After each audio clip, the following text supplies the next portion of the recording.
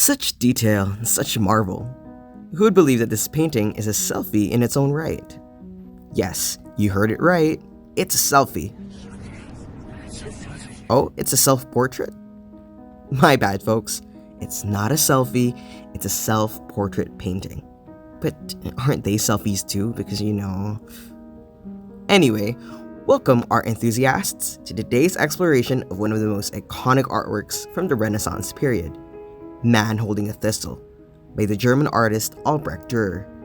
This painter is known to have produced some of the earliest independent self-portraits in Western art. He was a man of ambition, intelligence, and not a little vain over his blonde good looks. While painters have occasionally used themselves as supporting characters in huge paintings, Dürer considered himself a deserving subject, and this painting, which he finished at the age of 22, is his earliest self-portrait.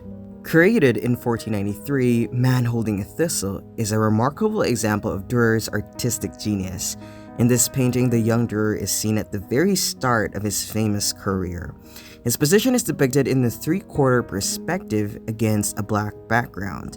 In a three-quarter view, you can see the neck rather differently in relation to the head and shoulders than with the head facing you directly. He's dressed in a stylish outfit with a long blonde beard, a red tasseled hat perched atop his head, and a blue jacket with red piping over an embroidered chemise.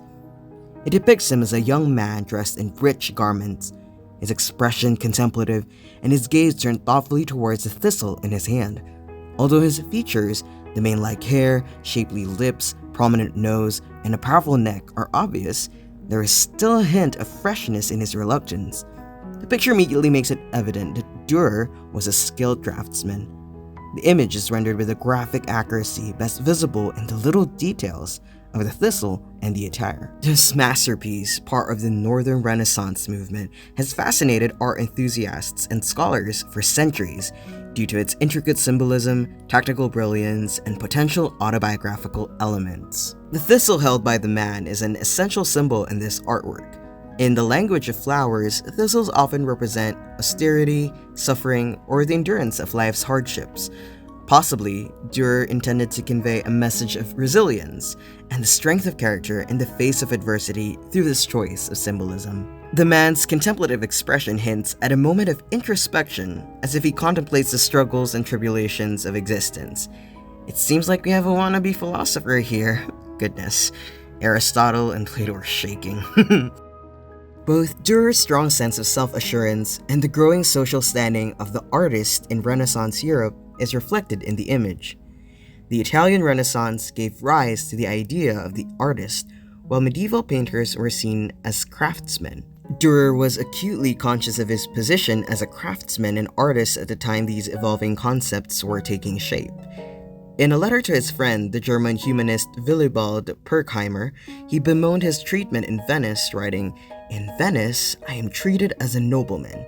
Here, I really am somebody, whereas at home, I'm just a hack." Poor Dürer.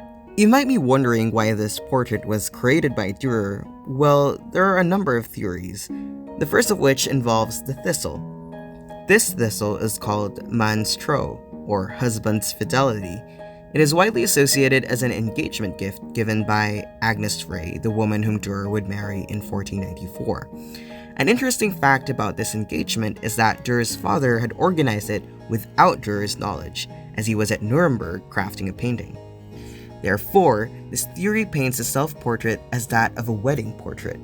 The second theory is related to the inscription located at the top of the painting, which writes 1493 DH, Min sagt die, Gott alles oben steht.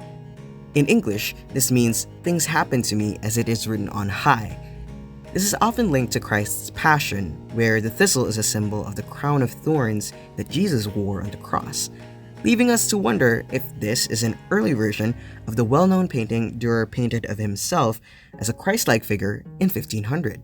The last theory delves into the possibility of Dürer wanting to capture a significant event in his career, the moment he evolved from an apprentice to a master. It was the year 1493. Dürer was 22 years old and employed in Strasbourg. He had just finished his tour as a journeyman and left his apprenticeship under Michael Wolgemut, which lasted for more than 3 years. Therefore, many assume that this painting may have marked the moment he decided to take the path of a true master in his own right. Beyond its symbolic aspects, Man Holding a Thistle also showcases Dürer's unparalleled technical skill. The composition is balanced and harmonious, drawing the viewer's attention to the central figure. The man's richly detailed attire and the soft play of light and shadow on the fabric demonstrate Dürer's remarkable attention to detail and his ability to capture texture and form with precision. The intricate rendering of the fabric, the attention to detail in the folds and textures, and the masterful use of light and shadow exemplify Dürer's mastery as an artist. Albrecht Dürer was one of the most influential artists of his time, and his work significantly impacted the development of art in Northern Europe. Man Holding a Thistle is a testament to his artistic vision and his ability to infuse profound meaning into his paintings. It is essential to understand that during the Renaissance, art wasn't just about aesthetics. It was a medium to convey ideas, emotions, and societal values. Dürer's Man Holding a Thistle is a prime example of how art served as a vehicle for intellectual exploration. The painting aligns with the ideals of Renaissance humanism, emphasizing the value of the individual and the exploration of human emotions and intellect. Man Holding a Thistle serves as a poignant reminder of the human struggle and the potential for growth and transformation that arises from adversity. From a worldly perspective, Dürer popularized self-portraiture in the West. He was influenced by the Italian Renaissance and spread his ideas across the Northern Renaissance, including to Germany and other nations. During the Northern Renaissance, art and humanism were intertwined, emphasizing the importance of individuality and self-reflection. He sought to depict the human experience realistically and emotionally in his works. This painting, created at the pinnacle of his career, reflects his mature artistic style and profound insights into the human condition. More than that, Dürer's portrayal of the man exudes psychological depth and emotional resonance. His face carries a sense of melancholy, perhaps hinting at the artist's introspective nature, or, more broadly, the complexities of the human psyche. This emotional depth elevates the painting beyond a mere portrait and transforms it into a profound meditation on the human condition.